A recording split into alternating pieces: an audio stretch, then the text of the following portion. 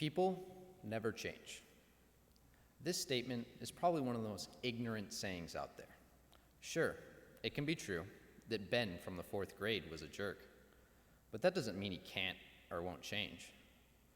And I'm not saying that everybody has to change, because people are who they are. But it is also very true that almost everybody goes through a major change in their mindset at some point in their early lives. It's nearly impossible for me to believe that anyone is the same person they were 5 years ago. Even 1 year ago, no one here was as refined or as knowledgeable as they are now.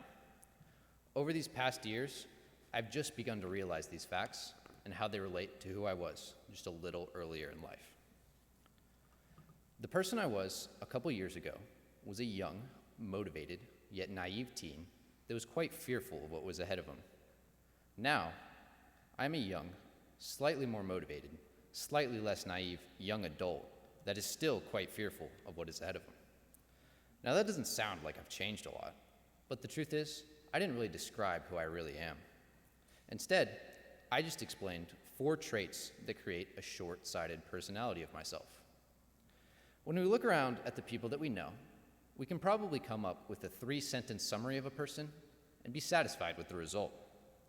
Now, I know this is true for all of us, especially you guys on the left, the judgy middle schoolers. I know how it is. I was there. Actually, I thought I was on the other side of the judgment. I went to a public school where I had never heard of a brand named Dennis, renowned for their stylish and comfy pants. I had to think out what I was going to wear every single day. Or maybe I didn't, but I tended to overthink everything then.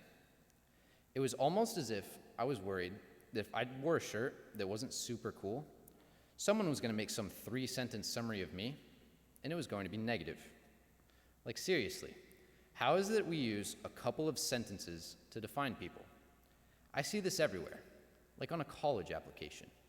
Define yourself in a few words. To me, this is a little short-sighted. I remember back to one day in the 7th grade. I had just entirely changed the way I wore my hair from a bowl cut with my hair hanging around my face to how it is now and probably will be until my midlife crisis. My dad was hyping me up, my mom was hyping me up, and even the first few people I saw at school thought it was pretty cool that I had gotten a new haircut. But when I walked into my first period pre-algebra class, I approached my best friend at the time and asked, "Hey, do you like the new haircut I got?" And the response I got was, "No, I think it looks stupid." And of course, I chuckled because it's my best friend, and yeah, the classic joke, make fun of me immediately. But he kept a straight face, and he looked me dead in the eyes with remorse for my hair. I still don't know if he was being serious or just trying to mess with me, but I let it cut me down that day, and I took it to heart. He didn't even describe how it looked bad, but I took a single sentence and let it define my appearance. I know now that I should never take that seriously, and he was the only person to comment negatively on my hair, but then it changed the way I felt, and I was nervous to think about what other people thought. I was literally afraid to be myself in a situation where I should never be afraid.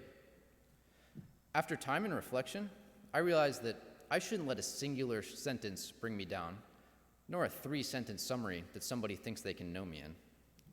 I want to be myself and not have to worry about anything making me want to change who I am. I pretty much lived my life in this single-story mindset throughout a lot of middle school. I was afraid of being judged. I mean, we all are, in a sense, but when does it get too far? For me, it was too far because I was changing the way I acted, spoke, and thought in my everyday life. I was literally worried about everything in a time where not everything mattered.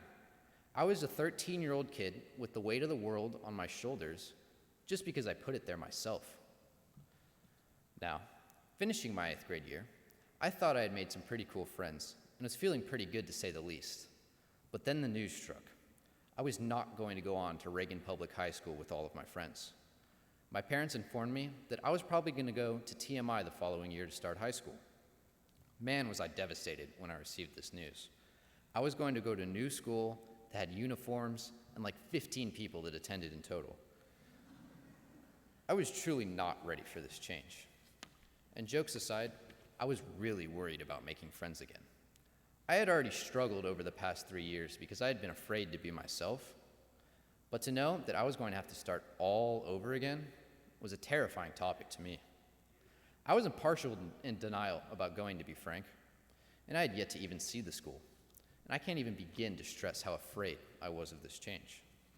But after weeks of my parents pestering me to stop being a baby, I gave in, and I went to shadow this foreign territory.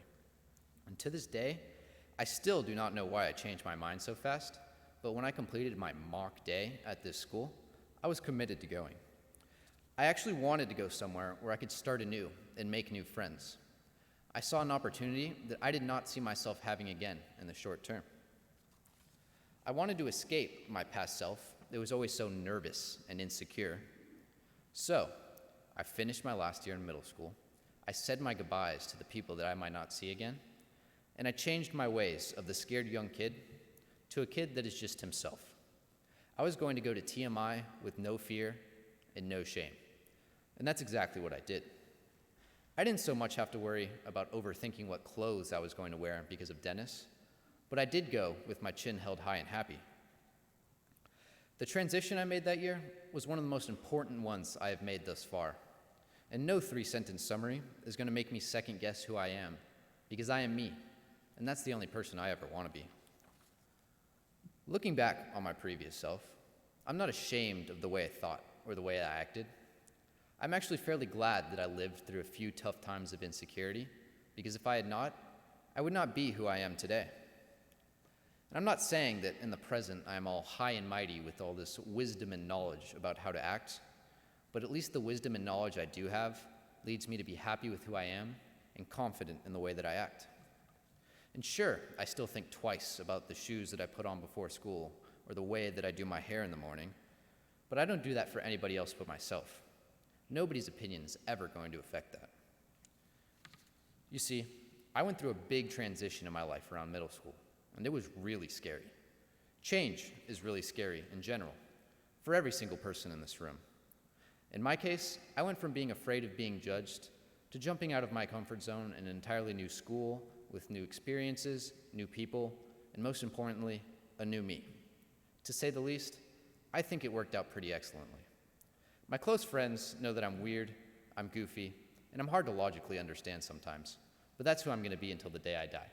Thank you.